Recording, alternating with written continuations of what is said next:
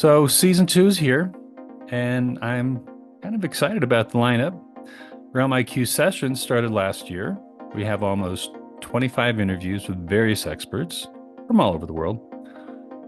And we're having conversations about AI, which, if you don't know, is top of mind, top of the news, and it can, could, and will affect everyone. So listen in. But first, listen up. Are you a speaker trying to get gigs? Are you a booker trying to get your speakers on panels and events or give keynote addresses? Then you need to look into the one-stop platform that does this for you. Ovations, with a Z. It's the first online platform to simplify the talent finding and booking process for virtual events. Go to www.ovations.com, and again, that's with a Z. And there you can find a variety of speakers, including myself. And if you're a booker, use the promo code CURT5, that's C-U-R-T number 5, and get a 5% discount for booking any speaker, including yours truly. If your company is interested in reaching an audience of AI professionals and decision makers to promote your event or product, we have sponsorship opportunities on this podcast. Go to realmiq/sponsors. Okay, let's talk about our next guest, Laura Edwards. This session was fascinating as it connected the dots between data, near space, climate change, and AI, something we haven't really covered. I first met Laura when she used to produce shoots for me almost 25 years ago. And we worked together across 3 different agencies and even at Universal. Then she pivoted, as she will tell you all about it. So let's listen in. Hello, I'm Kurt Doty with Realm Q. This is our podcast, Realm IQ Sessions, where we talk about everything AI with AI leaders from around the world. Please give us a follow or subscribe. Today's guest is Laura Edwards. Laura is an innovation catalyst who advises on opportunities where the climate and space sectors have the most powerful synergies. She's a NASA data-naut and member of the Oxford Space Initiative, and served on the State Department's Technology Innovation Subcommittee for Public and Private Partnerships. Welcome, Laura. That was a mouthful. Let's get into it. You have such an interesting career. Tell us a little bit more about how you got to where you are, because we go back, I don't know, almost 30 years, almost. I was going to say, we didn't have to wear reading glasses back when we met. Yeah, no glasses. How did I get here? I got here because of a lifelong interest in environmentalism, particularly conservation. That gradually became more and more of a focus on climate, and sort of stepped away. I started my career in commercial solar, and a very sharp left turn into media and media technology, where you and I met and worked together for so many years. As that part of my life was shifting back, I came back to my first love of what to do with what could I uniquely do to be a small change agent in the bigger context of what the world needed in terms of environmental action. That led me to re-enter the world of green tech and green energy, and quickly saw the tragedy of the open data commons, that there was all this amazing data being gathered, but it wasn't very available. It's not even searchable. People, I did a TED talk on the fact that there's no search engine for data, even though people think there is. That is what brought me to always looking at what are the platforms and tools and trends to approach systems challenges. And climate, as I'll talk about it a little more, is that, the profound front and center systems challenge of our day. It certainly is, and we're not doing a very good job. Is there hope for us, and how does data help in the fight against climate change, I guess, is the question. Well, information is power, and data is not the same as information, but data can lead to information and knowledge and insights. And part of why in my opinion, why we haven't made the impact that we should have, beyond politics and corruption and lack of funding, all viable contenders for top irritants. There's the challenge of the fact that by the time you look at something and then have debate about it and get funding and momentum, it's changed. Mm. We previously had very good, we still don't have excellent tools for the anything close to dynamic systems studies. And so that's one of the to me the most intriguing things that can happen from the advances in AI to be able to do that, to be able to keep up, to think as fast as not quite as real life, but close. So smarter data that can aid versus hinder progress? Is that the summary? Is that how you see AI working into it? I mean, AI has been around a while. Gen AI is what has been the sensation over the last year, but automation and, data management, data mining, algorithms, all that has been around for a while. So how are the new developments in AI assisting you, or what's your vision for the new AI that's happening? Well, I think it's important to, as you said, AI as a field of computing has been around quite a while, but so has big data and big data management and even big computing, right? So there are a whole bunch of things that I think get conflated into, oh, now AI is the term when we are really talking about big data, and because there's a ton of really valuable things in the climate and climate data toolbox that are not AI, that are simply very big data and impressive database management, relational databases, et cetera. And so what is new about AI is the potential for, or we're watching it both at massive scale of computation and of tracking and of the ability to learn as it goes. Mm-hmm. Big data and regular databases don't learn. AI has the potential to learn. So that allows us, that's where the generative AI comes in too, but it's not about it being an oracle. It's about it spotting things, adjusting, working with humans and other programs. You're starting to see layered models of models.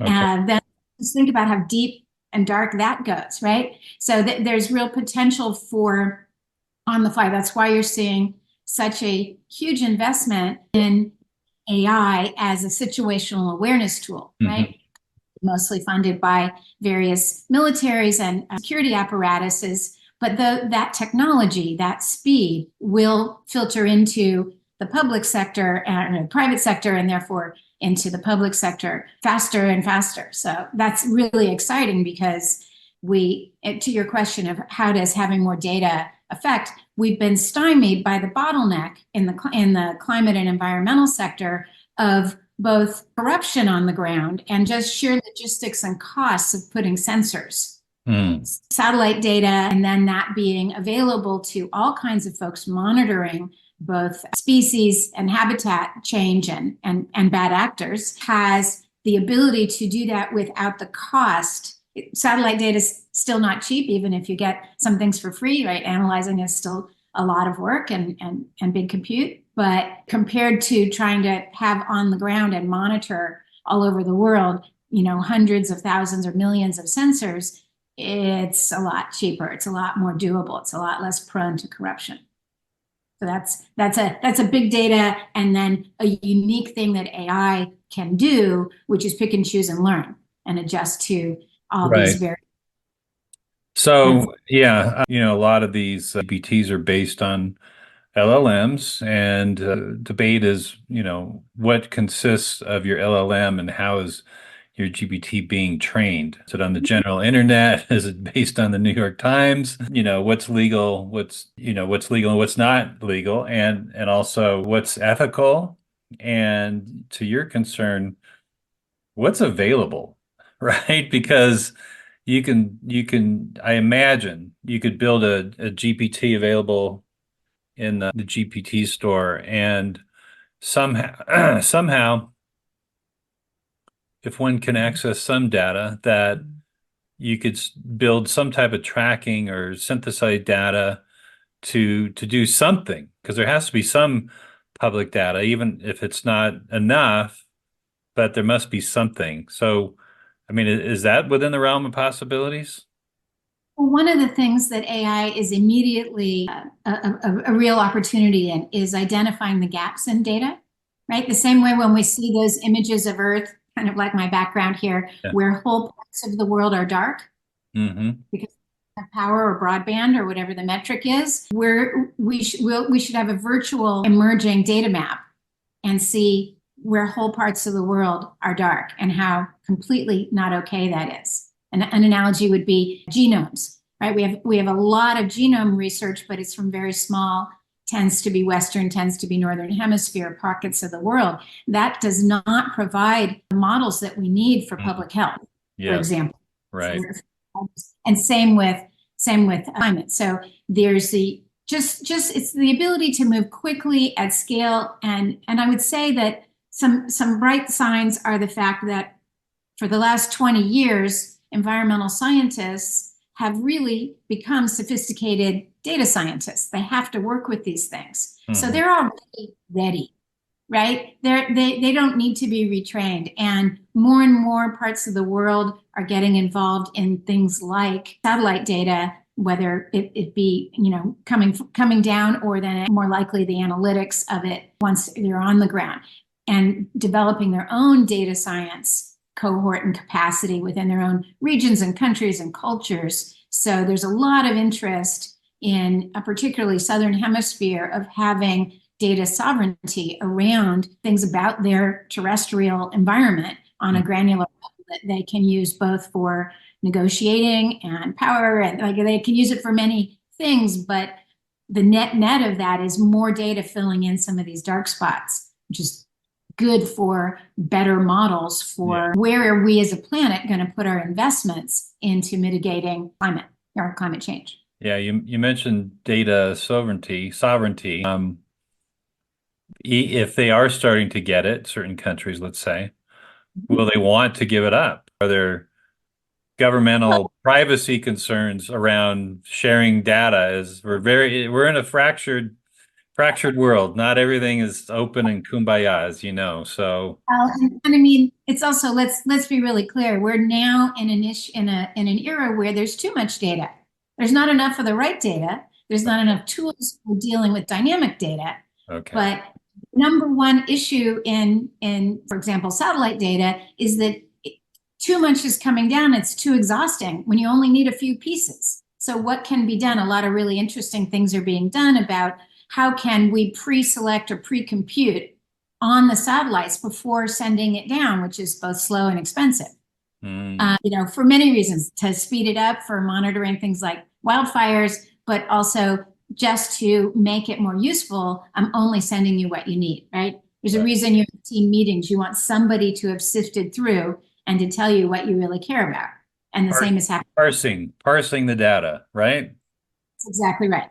That's exactly. And summarizing. There's not only parsing it, but then summarizing it into digestible reports that are meaningful to whoever wants the data, right?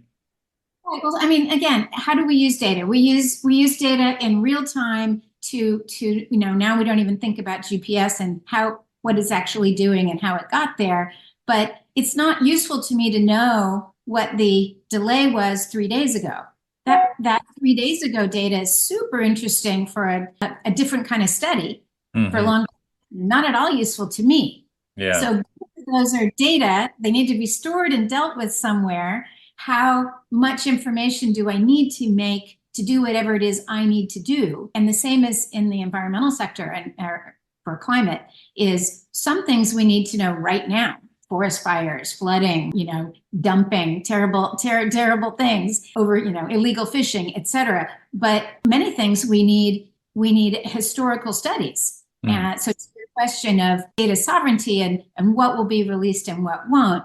Well, there's always going to be the component in data that is about national security or about the claim for national security. So that is I'm not as concerned about that in terms of climate data, maybe with some exceptions of solo mono industry countries that want to minimize their activity. But most stuff is known, so I'm not too worried about that. Okay.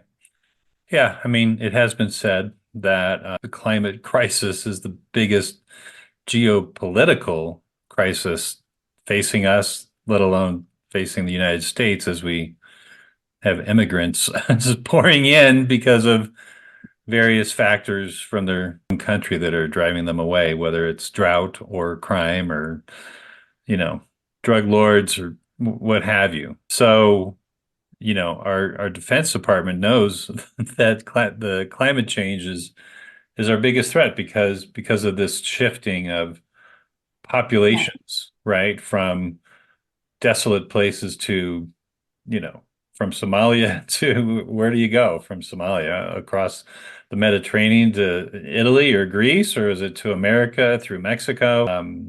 It's There's a theory straining that all the systems of that's right.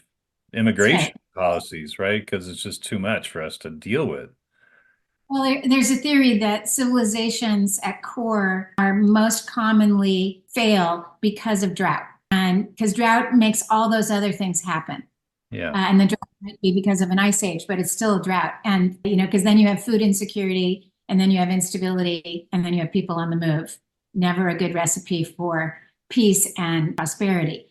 Yeah. So again, I think it's really important to look at climate, which is so big and so overwhelming as a topic, and put it into context of what I think are, just as this is my personal thesis, that there are 6 primary massive existentially affecting humans and the planet areas of systems change over the next 30 years. So there are others, but these are a big 6 that are deeply interconnected. So climate, space, biotech, geopolitics, right? We're at an inflection point on global geopolitics in terms of being able to harm ourselves irrevocably beyond nukes. It's not just nukes. What I call universal connectivity, which is super exciting, the idea of everybody having the tools and being able to communicate. The dark side of that, of course, is universal surveillance. So that's an entire system. Downside, And yeah. that's right. And then the last one is AI quantum, right? Big computing with artificial intelligence. And when we look at systems, we tend to do snapshots of single complex systems like climate. We don't ever put it side by side and go, oh, what are the opportunities and challenges of these things that are all frankly happening at the same time? I always describe it as like the double Dutch jump rope, where you got it, and so our tools need to catch up to what is the magic moment? Where do you throw the dart to make the most high leverage difference? And that's, I think, some of the super opportunity in thoughtful AI develop, this next gen that is coming. Because a big boom, I believe, really is coming as 2 to 5 years of investment in by the big players, Silicon Valley, defense, and others. We're going to see we can't even imagine where it's going. Yeah. And so let's be ready for it. What is the tool you've always been waiting for? Well, ask for it. It can happen more quickly now. So those 6 systems that you described, they're all connected as well. They're not individually isolated, and it's so interesting how you know, where do you throw the dart when they're all interconnected and all have to be looked at. And I've heard you talk about systems for a while, and I find you just explained you just explained it so eloquently. So thank you, and I have a much better understanding about your studies and your thesis. So, you mentioned climate and space. I'm a skeptic around space exploration at this point in our lives when we really need to fix our own planet versus populate another. But what are your thoughts, or how do you see this connection between space and the need to still explore and how that helps us down here on Earth? So when it comes to space, it's really important to separate. Again, you can see behind me, there's what looks like a light blue line, roughly reflecting the atmosphere Yeah. curving around the planet. That's space. That little band is Okay. space. And just beyond it, and not much further beyond it, is where telecommunications has been operating for 80 years. Yeah. And that's space. Okay. And nobody, I defy you. I mean, maybe there's a few folks who want to go off grid and to the farm and don't want any electricity or GPS, but that's the actual space, Okay. right? So most of the brouhaha of like, oh, we shouldn't be doing that and shouldn't be going is about stage out, Mars and beyond, and then way beyond deep space. Those are different. That's a different conversation. Okay. So in terms Good of to know. space, No, it's a very very eloquent explanation about our tech that is in space, tracking all these things that we depend on every day, and that is space. And so the health of that little ribbon behind you is the air that we breathe, right? The firmament, and that's getting affected by carbon in, emissions. in the entire cosmos, or even just in our single little tiny baby solar system, the most satellites are in low Earth orbit. The International Space Station is roughly 250 miles up. Okay. The moon is 12 times farther than that, and Mars is orders of magnitude much farther.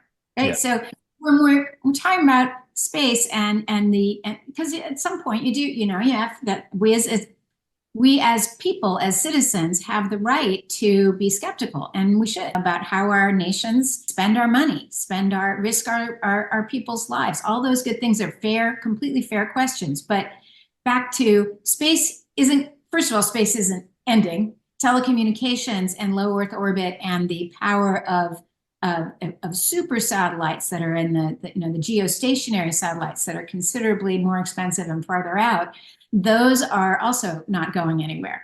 There's no, if anything, there will be more so that there is greater visibility. Same way that folks in real life want their streaming content to issue with no glitches. We want our signal stronger, better, and we want our observational data better for whether it's tracking a forest or whether it's countries tracking things, other things that we don't want to know about. So there's a lot of motivation for those things. So in terms of space and climate, there's a couple of things. The most obvious and topical one, of course, is high resolution or timely Earth observation data, also called geospatial data. But there's so much else that space does for climate, but that's not necessarily about AI. So I'll save that for another conversation. Okay.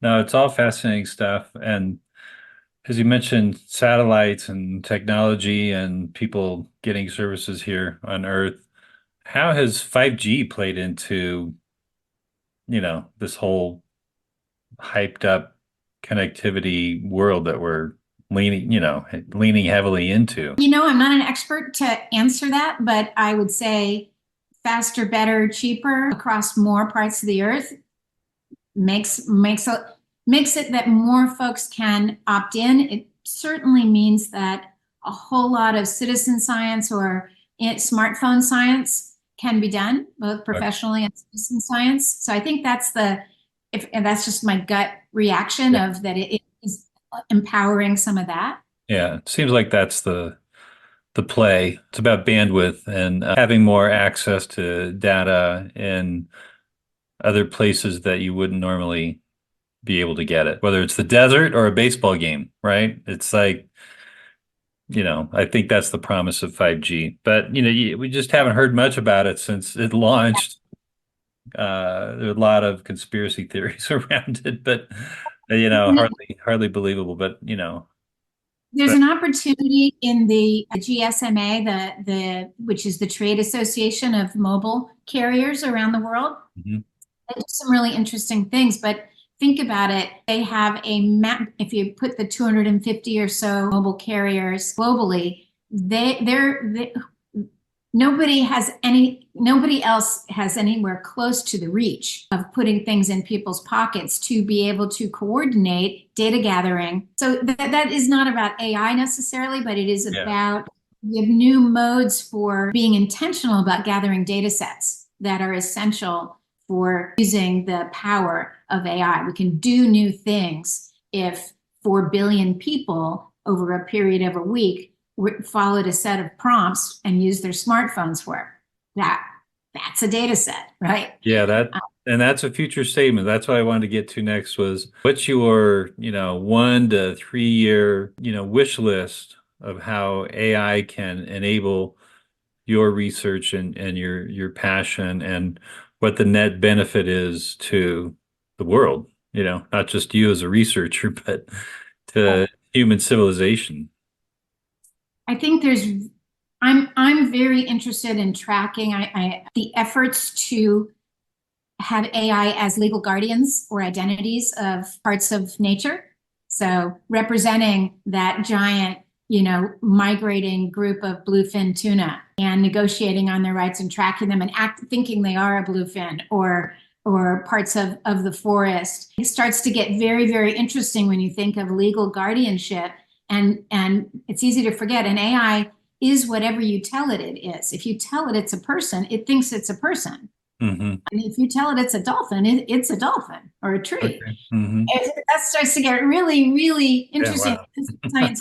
Okay, mind blown. There you go. But somebody's got to negotiate those contracts. And you think of Santa Claus's, toy shop. Well, it's sort of like what are the cogs and wheels behind all the actual labor it takes? And so AI never sleeps. That I'm excited to see that experimented with and refined and come up with proper frameworks. There's been a lot of talk about working with indigenous communities as the co-parent, co-guardians, some of these nature AI experiments, prototypes. Wow. I'm looking forward to seeing that. I also think, my personal pet wish is an AI superhero reference librarian because data is siloed. We need massive data discoverability. So there's the live data of which there's almost too much. And then there's data, valuable data that the whole world, one level or another, has spent a lot of time and money training people, gathering, and then archiving precious data. It's the data archives we would pull from if we needed to go off planet, right? If we were going to send off an arc of what is the most important human data that we'd want if we needed to recreate or represent human achievement and civilization. Yeah. And yet there's no search engine across those. AI could fix that. Yeah. AI, right, has the ability to do that. So a simple application would be currently, if you're going to do your PhD or you're somebody on an academic track where you're considering a PhD, over time you don't have any visibility on other than a slow cadence of seeing academic peer reviewed papers. You don't know who else is doing what. So we have redundant and parallel work going on all over the world, which Right. is a really bad use of some of our elite talent, right? Just Well, simple yeah. practical things like that. Well, yeah, wasn't that the promise of the internet to like unify the world in that way? And it's just crazy that it has yet to do that in terms of Well, scientific the, research. the internet didn't start with search. It was a yellow pages for web pages. Right. Right. I mean, once it went from list servers and a military application, it became basically a phone book. Well, the phone book is static. I can look up the people under the W, but I still need to know their name to have a chance to find them. It doesn't suggest anything. It doesn't cross pollinate. Right. When I think of what I'm excited about, I'm also excited for the hype and the confusing jargon of the term digital twin to become a useful model, right? That is the whole set of human cognitive tools and the ability to think about these things and to prototype and run scenarios and experiments with dimension and it's almost like robotic surgery. It's or remote and robotic surgery. Like it's so crazy, but where are you going to practice? How do you do it? How do you study things that you can't step inside? You can't step inside an atom, but a digital twin could put you inside the atom to move around and do stuff, and not as a animation explainer Right. science, as Right. active stuff. That when that becomes something real that people can interact with, both on a daily life way, but as a research tool. Yeah. Well, digital twin to me means synthetic media. We recently had a horrible case of synthetic media with the Taylor Swift deepfakes. So, there's a lot of evildoers that are using this technology in the wrong way, but you just described how to use it in the right way. And I think that's fascinating. And we need more examples and talk about how to use digital twins, synthetic media, these proxies, right, for ourselves to aid us do something because they never sleep, right? You mentioned that. So that, if our digital twin is our better self, what are these digital twins doing for the Well, positive? another thing that pulls it all together and makes it accessible is, I mean, look what's happened in the accessibility of graphics and templates, and even people like me who for sure don't code can put up a website. I might still swear a lot as I do it, but I can make one. Mhm. And the one of the many things beyond the smartphone and accessible research tools that less funded organizations and citizen scientists and students and folks can get involved in, and it'll become faster, better, cheaper. One of the ongoing needs that has gotten cheaper is storytelling. Right, so now I could, again, I'm a good litmus test because I'm spoiled by agency days and talent pools, but I don't have those hands-on skills myself. So, but if I needed to, if I had to, I could go make a video. Yeah, And sure. one of the big issues in climate is the need for variable audience, short form, last minute, but high production value, because everything now people expect such high production value. So I think that one of the great things that unheralded things that AI will make possible, and generative AI as it gets more sophisticated and rights protected, will allow the ability to make incredible short films for tomorrow, right? Like Yeah, you and I, how much money did we, budget, and how many teams did we organize to make a 5-minute film for a client? Well, I could make one for tomorrow I'd be proud to show at the UN. right. That is going to be new. And climate overall has a big bummer, existential bummer story of a lot of you shoulds and the sky is falling. Well, we need better, smarter, faster ways to target audience, make pieces, including pieces that tell the other parts of that story. Like my personal favorite, climate as a market opportunity, Yeah. right? As a tool for change. So I'm looking forward to AI and generative AI, particularly as the video side of it gets better, to be that little creative agency with me to make Yes, absolutely. I think that type of empowering someone like you and me who come from, you know, understanding all the expense of doing production, film post-production, special effect, all that stuff, but using AI to increase storytelling, increase evangelism, and increase awareness that is so much a part of the deterrent and adds to the confusion of what are we supposed to be doing? And because no one understands it, the most simple politician, will bring a snowball into Congress and throw it at, a Democrat and say, here's your global warming, and it's like, you really don't get it, buddy. So, yeah, there's such a ignorance of so many people, but and a lot of people just don't have access to information, and not that they're trying to seek data, they're just trying to understand the real world implications, even though we're seeing the effects every day in the news and the weather and the politics and the drought, but where's the story that explains it all, just like you have done in this podcast, which I applaud you, and it's so awesome that you're doing this work.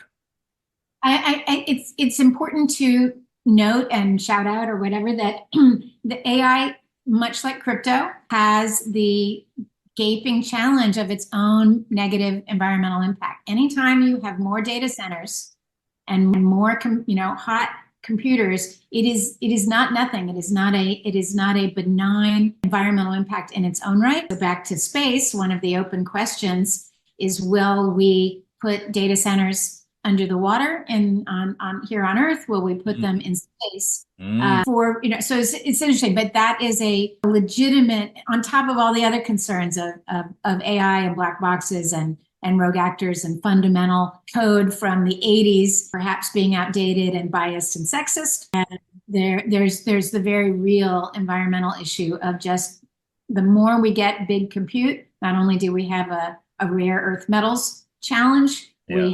we have a toxicity of data centers and computing. So those are questions that have not been properly addressed as we get more and more excited about what they can do.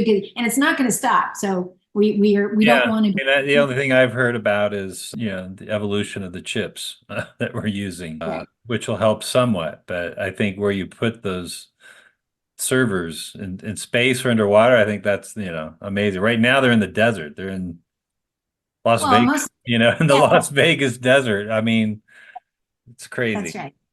So, Yeah, it's a global challenge, and that is a big business opportunity if you can figure out how to make the environmental impacts of AI and the explosion of AI computing requirements, yeah. have a leveling off. That will be a huge contribution to humanity. And money to be made, right? I mean, it's like I think it's when commerce enters into the equation that all of a sudden you have the private sector and the government sector funding these problems that need to be solved. And if companies can make money getting contracts either from the government or just creating their own industry, that's what's going to save us and make change. But people don't think about the commerce side. They don't think about there's a business here and it's going to save the world. Right. So, I'll use one example. There were a number, and full props, by the way, to the early days, no revenue anywhere in sight efforts by, big players like Microsoft and Google, who really started, they were pre-Planet and pre all these cool new AI startups, really looking at Earth observation and AI and pairing those and running experiments. So models like there's really cool things that only AI can do, like taking uploaded photos of travelers all over the world. So Hmm. just the international travelers or people in Africa on safari who take pictures of animals or people whale watching or things like that around the world. The AI can go into that to Facebook and Instagram, et cetera, TikTok, and can spot and match individual animals based on their markings. Mm. Things that biologists just drool over. But who pays for that? Who pays to develop it? Who pays to maintain it? That same kind of technology is probably being used by Interpol. And Mm. nobody minds when Interpol catches the smugglers, but you might, right? So we need to be patient or have some understanding that things need a business application or often need a business application to be able to underwrite the really cool, let's save the cheetahs application that it still costs money to go run so-called free programs and they get developed. So there's this Yeah. cycle, but the good news is it's all happening faster and faster in terms of migrating out into something. So companies like a Google might release those learnings, and then some group of individuals or nonprofit can run with and dedicate their resources to exactly that AI tracking of cheetahs. Yeah, you no, know, it's fascinating. There is a story behind CAPTCHA as well. The where you're getting people just to tag photos and identify things in photos, and that's being collected and is helping some larger initiative around data.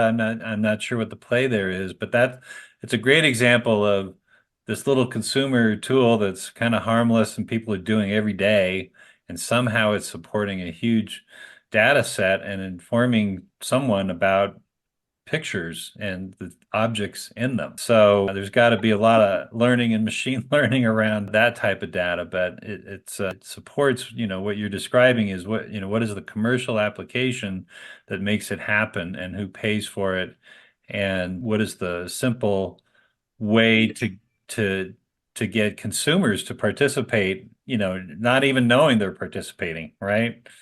There's plenty of that. People don't read the terms and conditions of the everything they're signing up for. We'll see if that gets better. But well, listen, we're nearing the end of our time here. But I just wanted to, as a last question, you worked for NASA and Oxford. It's so interesting in academia and technology and space. So what are some quick stories about what you've been doing for those institutions? Oh, sure. Well, so as a NASA Datanaut, which was a great program that NASA actively ran to bring a higher access for people interested in data. So I consider myself a data activist, not a data scientist. Most of my cohorts were true data scientists with skills I don't have. But we actively looked at how to use this treasure trove of existing and future gathered NASA data, right? And NASA is a unique institution on the world that has a charter, a congressional charter that has to share information with the public. Not everything, but as much as it can.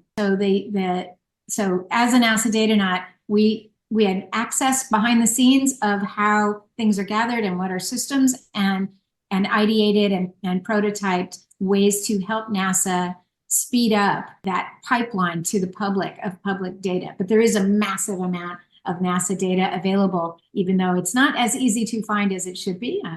That's a bone of contention. So that's more of an ongoing community and mission alignment. And I hope some administration in the future brings back that budget that line item in the NASA budget. It was a profoundly terrific program. The Oxford Space Initiative is really about bringing serious social science research to the space conversation. Aerospace and engineering doesn't need our help, but space, and the space I described to you, near space, is really for humans. It is not deep space exploration. It is not Pluto or beyond. And so we have a very weak system of governance, like treaties and more. And where quickly it's a frontier. And we don't have a very good history on planet Earth of dealing with frontiers gracefully. And so, what are the legal It's been about killing people. So yeah. What are the economics? What are and ultimately, again, if space is for humans to thrive and work in, what are the rules? Who sets the rules? How do we go from a paramilitary preconception of what space looks like, right? It all looks like Star Trek, which is still paramilitary, right? And science expeditions. Anyway, so that's what we do at the Oxford Space Initiative. So we look at governance and commerce and ethics, things like who should have access to space. Yeah. And our effort is to bring Oxford and other and partner institutions to the table with the SpaceXs and the NASAs to talk about things other than, will the rocket land? Will the rover work? But it's like, will we be proud of what we're doing once we're there? Will we be safe? Will we kill each other? Will we make money? You mentioned governance and ethics, and certainly that's what's needed as AI evolves. So, maybe Oxford has a whole AI initiative. I don't know if they're in the loop, but actually it does, one of the biggest private endowments in the world working on AI. And these things, like I was saying, those 6 systems are becoming closer and closer and closer. I mean, a huge amount of AI investment is being made right now by the world's militaries in situational awareness. And so that's not nothing in terms of an advanced block of technology happening and again, these things all connected. Awesome. Listen, Laura, thank you so much. It's been a pleasure having you on the show. I want you to come back and talk to us as your passion progresses. And for those of you listening, thanks for tuning in, and catch more of our Realm IQ sessions on your favorite podcast platforms like Spotify, Apple Podcast, Amazon Music, iHeart Podcast, Google Podcasts, and YouTube. And so please follow and smash that subscribe button. Okay, thanks so much, Laura, and Godspeed as you race into space and climate and near space. You got it.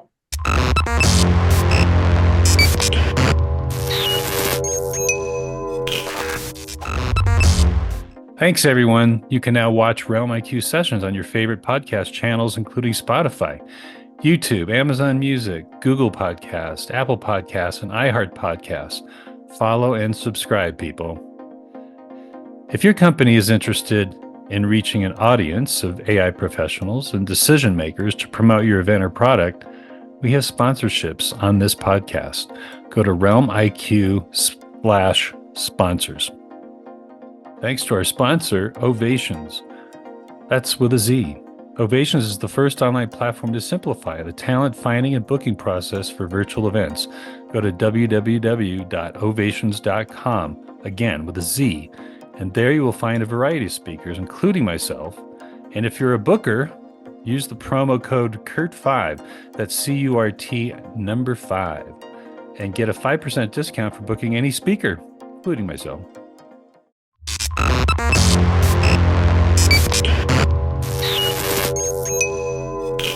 Realm IQ. Book your corporate AI workshop today. CurtDoty.co. Branding, marketing and product development.